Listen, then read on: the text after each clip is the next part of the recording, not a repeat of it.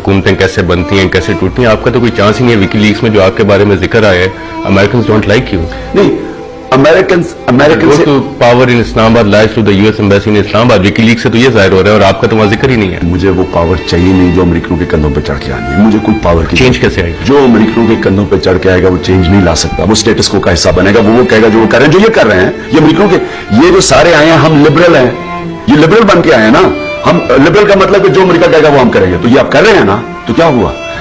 Actually अमेरिकनों को convince करने की जरूरत है कि आपकी जो पुतला बनाने की, पुतले रखने की पॉलिसी है, फेल हो चुकी है। जो जुल्फिकार अली भुट्टो के साथ हुआ वो भी सबके सामने है। आप एंटी अमेरिकन हैं? मैं कभी किसी मुल्क का एंटी नहीं हो सकता। मैं अमेरिकन पॉलिसीज के खिलाफ। लेकिन अगर आपकी 80% अवाम आज अमेरिका के खिलाफ है, अगर फौज रिफ्लेक्ट करती है आपकी अवाम, तो इसका मतलब 80% फौजी भी अमेरिका के खिलाफ है, अंदर जो फौजी है।